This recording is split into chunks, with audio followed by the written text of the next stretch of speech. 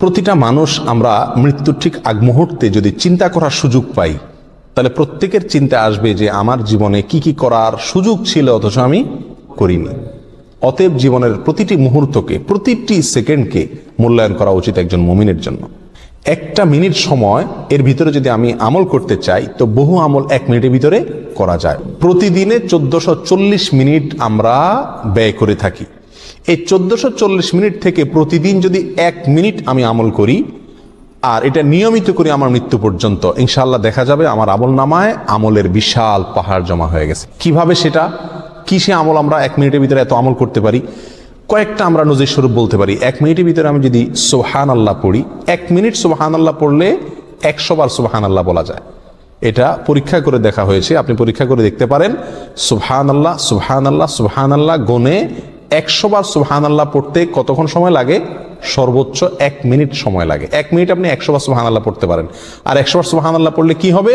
সহিহ মুসলিম হাদিসে আসছে, নবী সাল্লাল্লাহু আলাইহি ওয়াসাল্লাম বলেছেন, কেউ যদি 100 বার সুবহানাল্লাহ পড়ে, আল্লাহ সুবহানাহু ওয়া তাআলা তাকে 1000 নেকি দান করেন। 1000টি বিনিময় আল্লাহ তাআলা তাকে কিয়ামতের ময়দানে দান করবেন 100 বার সুবহানাল্লাহ পড়লে।